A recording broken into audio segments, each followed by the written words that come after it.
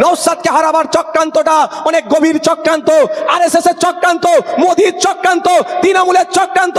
এখানে ওরা আইন করে মাদ্রাসা, মসজিদ, ঈদগাহ, কবরস্থানের জায়গা কেড়ে নিতে চাইছে।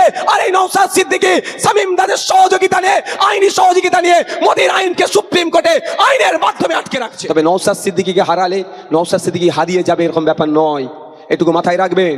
যে ওকে হারালো, হারিয়ে গেল এটা ব্যাপার থেকে 28 বছর পর্যন্ত বিনা এমএলএতে ছিলাম, বাকি জীবনটা বিনা এমএলএ থাকতে অসুবিধা হবে না। মমতা ব্যানার্জি ফেক সার্টিফিকেট দিয়ে আদিবাসীদের অধিকার কেড়ে নিচ্ছে, নওশাদ সিদ্দিকীদের চুপ থাকতে পারবে না।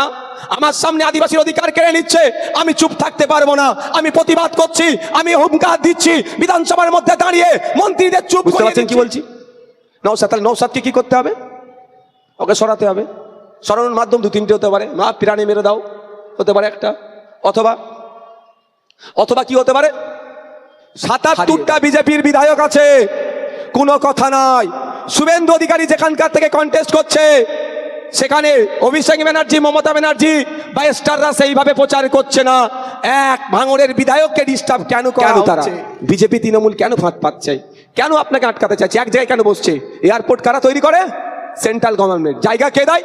রাজ্য সরকার দেয়। তো সেন্ট্রাল গভর্নমেন্ট এয়ারপোর্ট তৈরি করতে চাইছে, রাজ্য সরকার জমি দিতে পারছে না, মধ্যখানে বাধা হয়ে কে দাঁড়িয়েছে? নওশাদ। বুঝার চেষ্টা করবেন, এক সংযুক্ত মোর্চার বিধায়ক ওদের সব ভণ্ডামি ফাঁস করে দিচ্ছে, পর্দা ফাঁস করে দিচ্ছে, ওই জন্য কে আটকাতে হবে। ৭৭টা বিজেপির বিধায়ক আছে, কোনো কথা নাই। শুভেন্দু অধিকারী যেখানকার থেকে কন্টেস্ট করছে, সেখানে অভিষেক ব্যানার্জি, মমতা ব্যানার্জি বা স্টাররা সেইভাবে প্রচার করছে না। এক ভাঙড়ের বিধায়ককে ডিস্টার্ব কেন করা হচ্ছে? বোঝার চেষ্টা করবেন, এক সংযুক্ত মোর্চার বিধায়ক ওদের সব ভণ্ডামি ফাঁস করে দিচ্ছে, পর্দা ফাঁস করে দিচ্ছে, ওই জন্য কে আটকাতে হবে।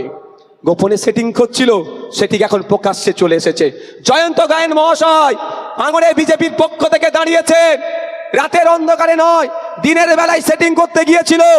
যখন ছবিটা পাবলিক হয়ে গেছে, তখন কি বলছে আপনাদের?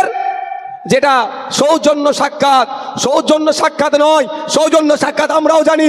2021 নির্বাচনের সময় একটা পোলিং স্টেশনে সৌমি হাতি মহাশয়া, বিজেপির প্রার্থী, তার সাথে আমার দেখা হয়েছিল। তিনি আমাকে বললেন, ভাই কেমন আছেন? আমি বললাম, আমি ভালো আছি দিদি, আপনি কেমন আছেন? প্রকাশ্য সেটা ছিল, দিনের আলোর সামনে, রাস্তার উপরে, দরজা বন্ধ করে, গুজগুজটা নয়। কেন তারা বিজেপি তৃণমূল কেন ফাঁদ পাচ্ছে? কেন আপনাকে আটকাতে চাইছে? এক জায়গায় কেন বসছে? এয়ারপোর্ট কারা তৈরি করে? Central government. জায়গা কে দেয়? রাজ্য সরকার দেয়। তো সেন্ট্রাল গভর্নমেন্ট এয়ারপোর্ট তৈরি করতে চাইছে, রাজ্য সরকার জমি দিতে পারছে না, মধ্যখানে বাধা হয়ে কে দাঁড়িয়েছে? নওশাদ। বুঝতে পারছেন কি বলছি? নওশাদ। তাহলে নওশাদকে কি করতে হবে? ওকে সরাতে হবে। সরানোর মাধ্যম দু তিনটে হতে পারে, মা প্রাণী মেরে দাও হতে পারে একটা,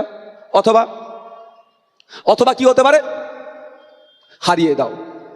এবার প্রাণে মারা, হারানো অনেক বিষয় আপনাদের হাতে। এখন হারানো জিতানোর ক্ষমতা আপনাদের হাতে আছে।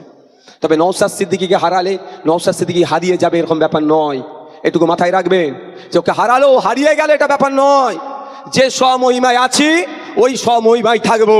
জন্ম থেকে 28 বছর পর্যন্ত বিনা এমএলএতে ছিলাম, বাকি জীবনটা বিনা এমএলএতে থাকতে অসুবিধা হবে না। কিন্তু এতটুকু মাথায় রাখবেন, নওশাদকে হারাবার চক্রান্তটা অনেক গভীর চক্রান্ত, আরএসএস এর চক্রান্ত, মোদির চক্রান্ত, তৃণমূলের চক্রান্ত। এখানে ওরা আইন করে মাদ্রাসা, মসজিদ, ঈদগাহ, কবরস্থানের জায়গা কেড়ে নিতে চাইছে। আর এই নওশাদ সিদ্দিকী, শামীম দাদের সহযোগিতা নিয়ে, আইনি সহযোগিতা নিয়ে মোদির আইনকে সুপ্রিম কোর্টে আইনের মাধ্যমে আটকে রাখছে। বুঝতে পারছেন লড়াইটা কোথায়? আমার আদিবাসী সমাজের মানুষ আছেন, বাপি সরেন অধ্যাপক, নওশাদকে কেন আটকাচ্ছে? মমতা ব্যানার্জি ফেক সার্টিফিকেট দিয়ে আদিবাসীদের অধিকার কেড়ে নিচ্ছে, নওশাদ সিদ্দিকীদের চুপ থাকতে পারবে না। আমার সামনে আদিবাসীর অধিকার কেড়ে নিচ্ছে, আমি চুপ থাকতে পারবো না, আমি প্রতিবাদ করছি, আমি হুঙ্কার দিচ্ছি। বিধানসভার মধ্যে দাঁড়িয়ে মন্ত্রীদের চুপ করিয়ে দিচ্ছি। এরপরে 10 মিনিট বক্তব্য দেবো, অসুবিধা নেই তো কারো?